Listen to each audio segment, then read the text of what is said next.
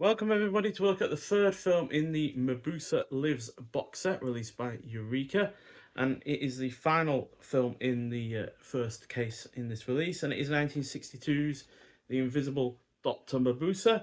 So this is once again directed by Harold Raynal, who also did the previous film in the this release, and once again it's a crime thriller clocking in at 88 minutes long. And yeah, Lex Barker returns from the prior film as Joe Como, as well as Wolfgang Price, who once again plays Dr. Mabuse. And we also have Karen Dorr, who was in You Only Live Twice, and Topaz joining the cast.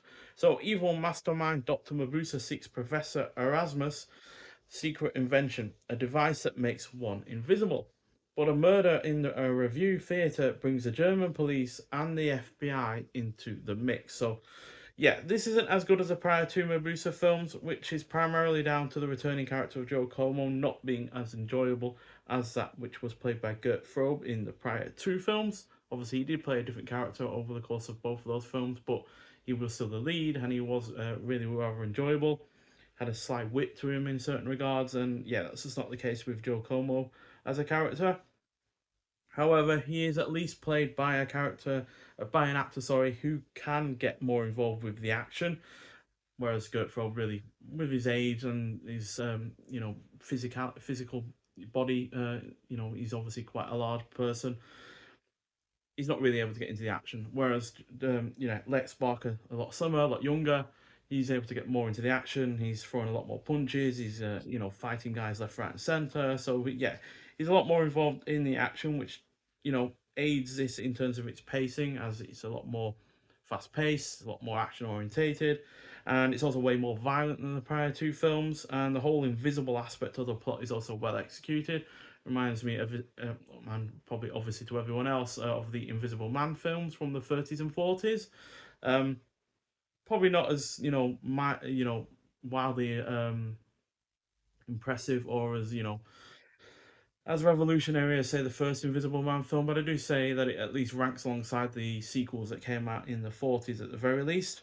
The cast is also good, the pacing is on point, it is engrossing throughout, and the production is solid as well, especially when it comes to the Invisible Man aspect of the film. So yeah, really rather enjoyable. 3.5 out of 5. I know it's a little slightly lower than the previous two films, but that is primarily due to the lack of and properly enjoyable and somewhat well-rounded character in the lead.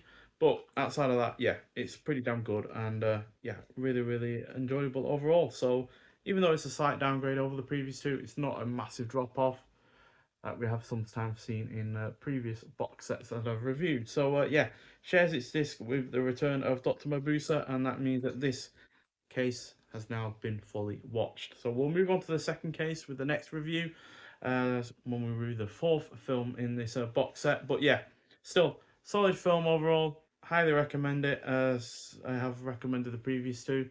They seem to have got into a bit of a groove with by this point in terms of the setup and such and such.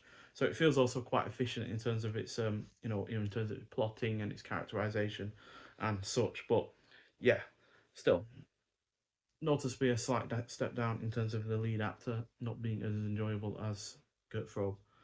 Because Lex Barker was good in the previous film, but he was the second lead, and therefore he was playing second fiddle to Gert Frobe. So having both of them together really made that film work. Whereas this one, just having one of them, yeah, means that it doesn't work as well as it could have.